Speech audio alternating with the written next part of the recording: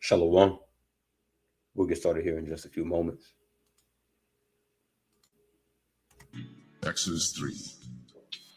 Now Moses kept the flock of Jethro, his father-in-law, the priest of Midian. And he led the flock to the backside of the desert, and came to the mountain of God, even to Horeb. And the angel of the Lord appeared unto him in a flame of fire out of the midst of a bush.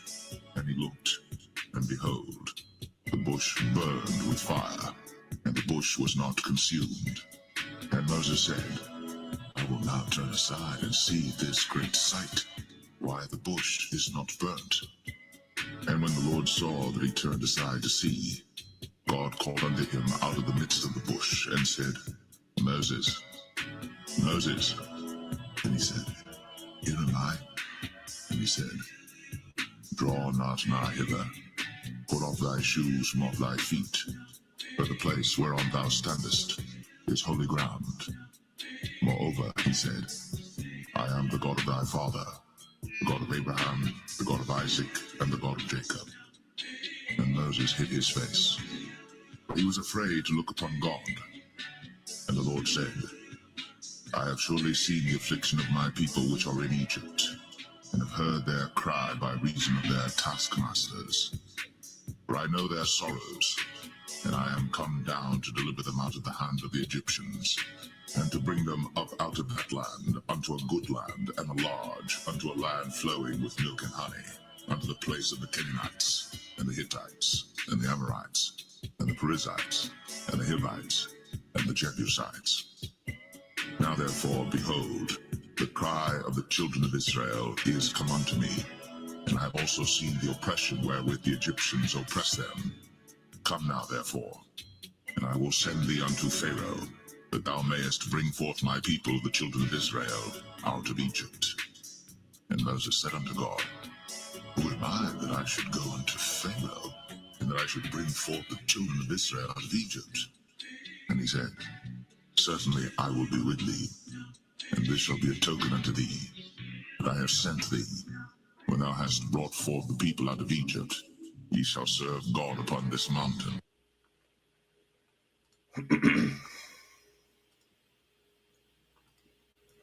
Right? Shalom. First and foremost, I want to give all praises, honor, and glory unto my power. Yahweh, Bashim Yahushua, Bashim Chakodash.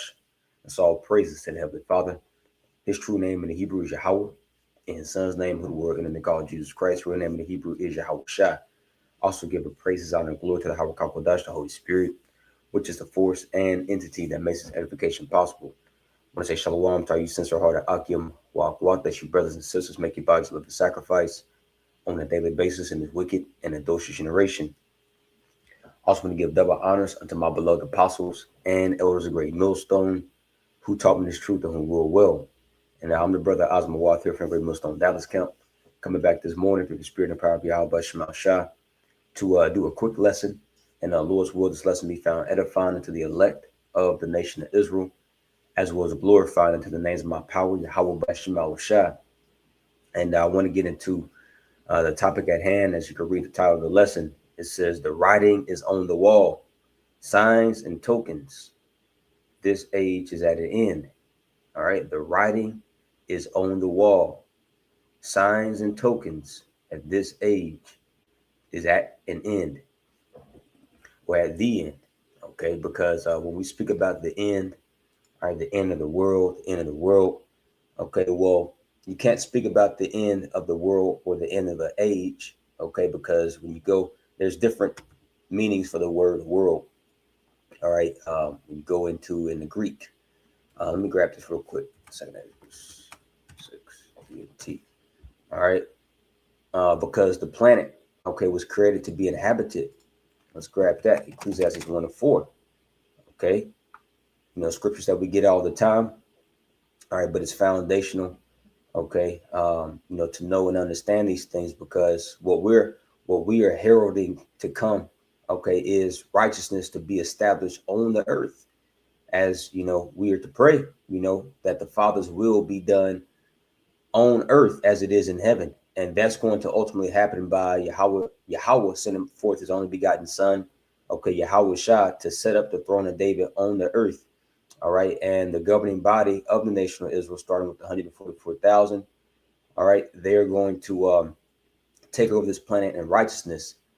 All right. And be joint heirs with Yahweh Shah, okay, to uh, push and forward righteousness on the earth, as it says in Revelation 5 and 10.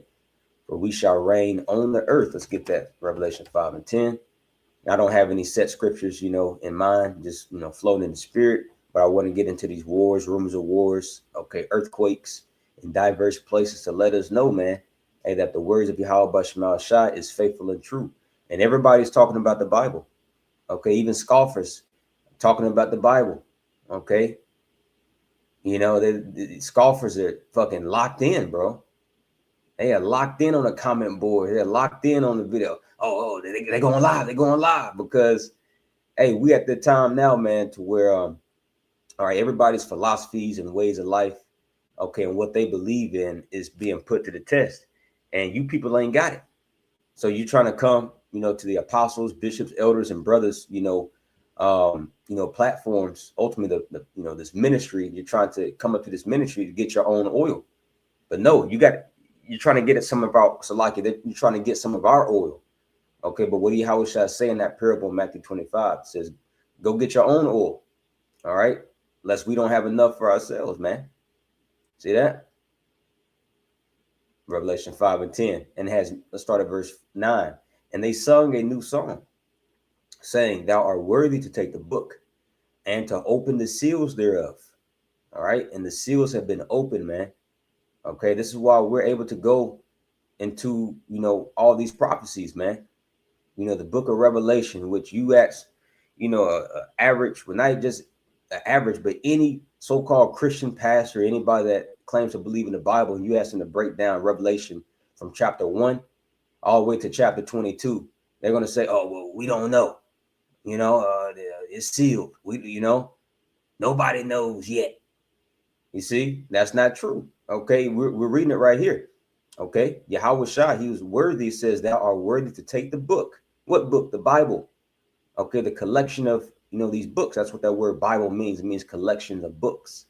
Okay, the law, the prophets, the wisdom books, all right, historical, all these things. And it all ties in together. Okay, thou art worthy to take the book and to open the seals thereof. For thou wast slain and has redeemed us to the Most High by thy blood. And this speaking about the Israelites that are redeemed, bought back out of every kindred and tongue and people and nation. Why? Because we're scattered amongst all nations. Even we get that word kindred is phule, which literally says of the tribe of Israel. Verse 10, and has made us unto our power, Yahweh, kings and priests. See, that's the process that we're undergoing. All right, you beloved Akim, we're undergoing the process of becoming kings and priests. We're kings and priests in training right now. Jake jumping up and down. I'm a king. I'm a king. Which, we are, but, we're kings in exile. We're priests in exile. And the Lord stripped us of that position. He stripped us of that honor and responsibility. But now we have to make our calling and election sure. And we have to prove ourselves to be, faithful and diligent in the office that the Lord is calling us into. So we're kings and priests in training. All right. Ultimately, Lord willing, we fulfill, we complete the training with success. And then Yahweh Shah is going to give us our crown. That's going to signify that, hey, it's yours now. And what are we going to do? And we shall reign on the earth. Let's grab that word reign. See, that's what we're waiting on, man. We are waiting to reign. This word reign in the Greek. Strong's G 936. Basiluo. Basiluo. Basiluo says to be king, to exercise kingly power. See, we're kings, in exile, but we're not able. When you're a king in exile, you're not able to exercise your kingly power to put a mo to death. Okay. Put a heathen in subjection, put a heathen in slavery. Okay. Hell, you can't even get your own children in order. Jake's household is in shambles. You know, so yeah, we fallen far from grace, but now we have to, show ourselves to be found faithful, man. All right, in this grace period, it says to reign. It says of the governor of a province, of the rule of the Messiah, of the reign of Mashiachim in the millennium, right? In that 1,000 year period, speaks about that first resurrection, first dominion. It says metaphor to exercise the highest influence to control. Woo! See that? And we're going to use our influence, all right, to push forth righteousness. See, because you got particular Jakes, even in slavery, even in captivity, here on this side, they got, high levels of influence, but they don't use their influence, to push righteousness. They use their influence to push wickedness. I'm going to grab this First Maccabees chapter 14, and this is going into Simon, one of the sons of Mattathias, which, man, he brought, great glory into our nation, by his steadfastness and his courage, all right, and his valor in the spirit of Yahweh Bashemal Shah. Okay, as he was fighting against the heathen force, he had good counsel, great counsel, man. But this is what he did, with the power and influence and the position that the Lord put him in. First Maccabees chapter 14 and verse 4 in the GMT. The land of Judea was at peace as long as Simon lived. During his entire reign, he used his position of power and influence to do what was good for his people. And they were always pleased with him as their ruler. See that? So if you're a man of Yahweh Bashemal Shah, you're going to use your position of power and influence to do what is good. You're going to push forth righteousness, man. See, because you see Jake here on the, imagine giving a nigga spiritual powers right now. See, this is why niggas ain't going to get spiritual power. That standard's not going to come for niggas, man. Imagine if, oh boy. Imagine if, who's a reprobate nigga? Imagine if Kodak Black has spiritual power. What you think that nigga going to do, man? Come on. Nigga can turn invisible. He could fly. You think Jake is a terror in the land right now. You see, so the Lord's going to give power, and he's going to give power and influence unto, the elect, because they're going to use that power and influence to do what is right. Let's read that again. First Maccabees 14 and 4 GMT. The land of Judea was at peace as long as Simon lived. During his entire reign, he used his position of power and influence to do what was good for his people, and they were always pleased with him as their ruler. All right, so let's go here. Ecclesiastes. I was going to get that 1 and 4. I'm about to play some of these videos real quick. I only got 2. I'm going to go into this morning. A short lesson. Ecclesiastes 8 and 5. It says, "Whoso keepeth the commandment shall feel no evil thing." And what's the commandment? All right, what's the commandment? To believe upon Yahweh Shai. All right. And the commandments are not just excluded into the first 5 books of the Bible, the Torah.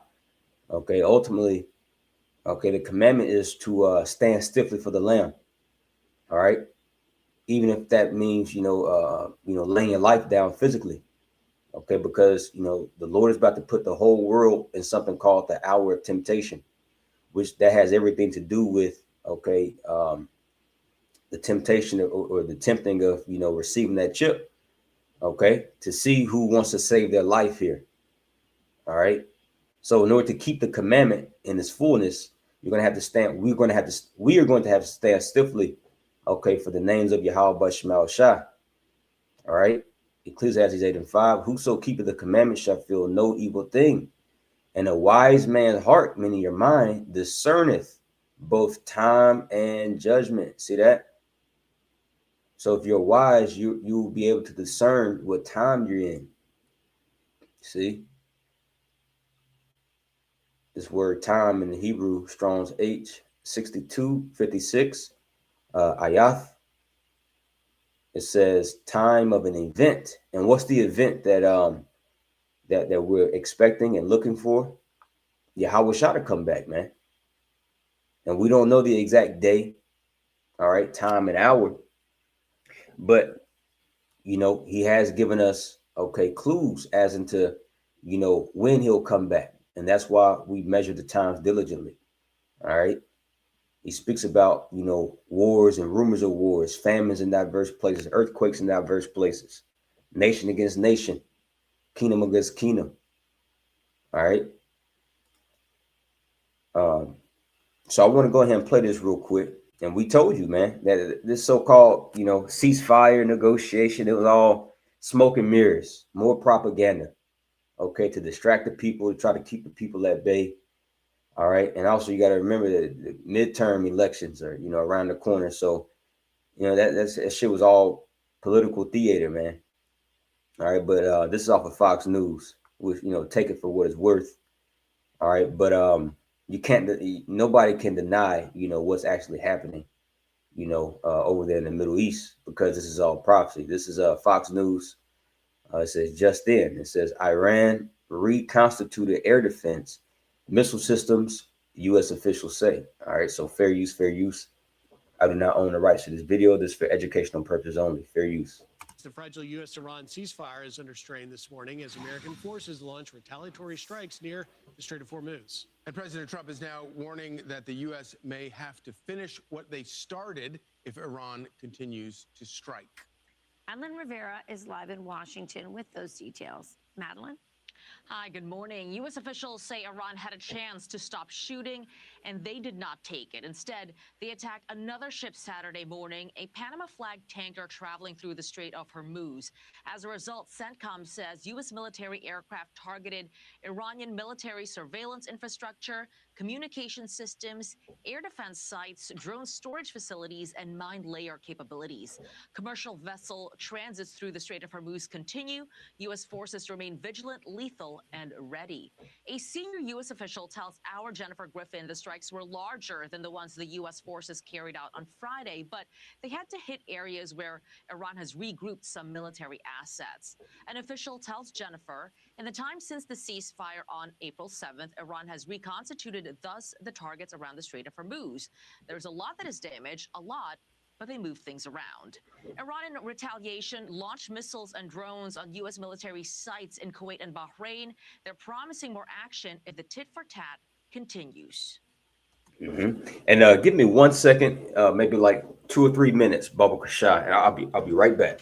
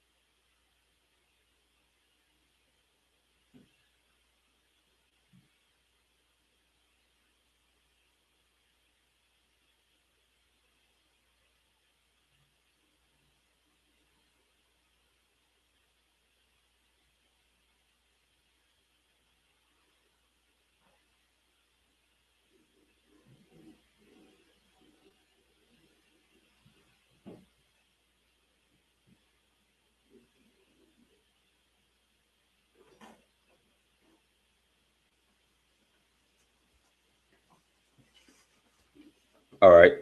So like about that. What matters is that whatever action the enemy takes, we have responded and will continue to respond. We have repeatedly said that if the enemy once again breaks its commitments or violates the ceasefire, our response will be stronger than before. All right. So you see that this war, it's not going anywhere, man. You know, even they had to admit, you know, they're going to have to finish what they started. And this is all prophecy. Okay. And we know what scriptures say about, you know, Persia, also known as the Carmenians, are going to come out raging. All right. So a sound of battle is in the land. Was that Jeremiah 50? Let's get that real quick. Yep, Jeremiah 50 and 22. A sound of battle is in the land. Okay, not a sound of peace and safety and, you know, no, a sound of battle, sound of war. Okay, and we know what it's leading to, the war to end our wars, which is World War III. Okay, ultimately, the apex of that is the valley of Yahweh Shaphat, Joel 3rd chapter. A sound of battles in the land and of great destruction. All right. So you got that going on. Then you got, you know, these earthquakes. I was going to play this, you know, Jason A. All right. You know, I mean, you can watch it yourself. This was published 17 hours ago. Breaking major event worldwide in the past 24 hours is going into the earthquakes in diverse places, man. All right. You know, it's Matthew the 24th chapter, but, you know, I'm going to wrap it up. You know, got some stuff to tend to real quick. But, you know, Lord's willing, this was edifying. All right, until you, Akim and Akwath. Till next time, I want to give all praises, honor, and glory to my power, Yahweh, Ba'ashem, Yahushai, Ba'ashem, Hakodash. I want to give double honor to my beloved apostle, Jose Great Millstone, Mawaf of the Ball, Shalom.